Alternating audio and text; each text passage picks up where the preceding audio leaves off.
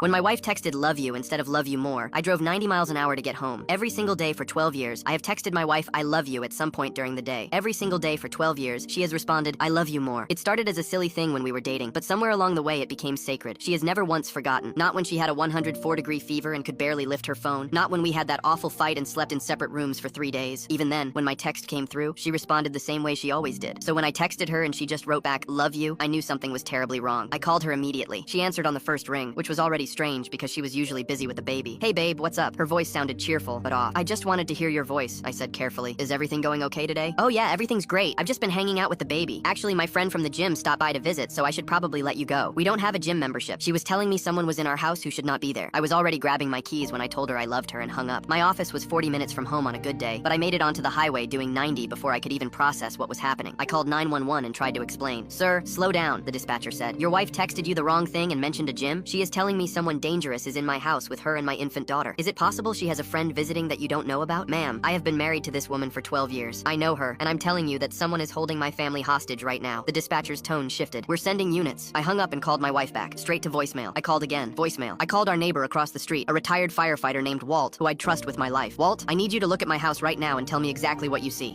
I heard him shuffle to his window. There's a van in your driveway I don't recognize. White van, no windows in the back. Your wife's car is in the garage. Can you see inside the house at all? No, all the blinds are shut. I've never seen her close those blinds during the day. She was sending another signal. Walt, the police are on the way. If you hear screaming before they get there, I need you to get inside that house. He didn't hesitate. I'll be on my porch with my phone in one hand and a baseball bat in the other. I was still 20 minutes out. My daughter was 10 months old. She couldn't walk or crawl away from danger. She couldn't scream for help. She was completely dependent on my wife to protect her, and my wife was trapped in that house with some creep who drove a windowless van. I pulled onto our street doing 60 and slammed the brakes when I saw 3 police cars and an ambulance. Officers were crouched behind their vehicles with weapons pointed at my house. I jumped out of my car and sprinted toward the chaos, but an officer tackled me to the ground before I made it 10 feet. Sir, you cannot go over there. That is my wife and baby inside. There's a man in there with a knife to your wife's throat. We are handling it. I couldn't breathe. I heard a negotiator on a megaphone trying to talk to someone inside. I heard my daughter start crying, and the sound nearly killed me on the spot. Then I heard shouting, a crash, and officers rushed in the front door. 30 seconds of chaos, screaming, more shouting. Then an officer came out carrying my daughter, and another officer dragged a man in handcuffs across my front lawn with blood running down his face. My wife walked out behind them, shaking so hard she could barely stand, and I shoved past everyone to get to her. I pulled her into my chest and felt her whole body collapse against me. He was going to take her, she sobbed into my neck. He told me he was just there for valuables, but then he saw her. How did you send me the text? She pulled back and looked at me. He made me respond so you wouldn't worry and come home early. He stood right behind me and watched me type. He had no idea what I was really telling you. She pressed her forehead to mine and whispered, I knew you'd catch it.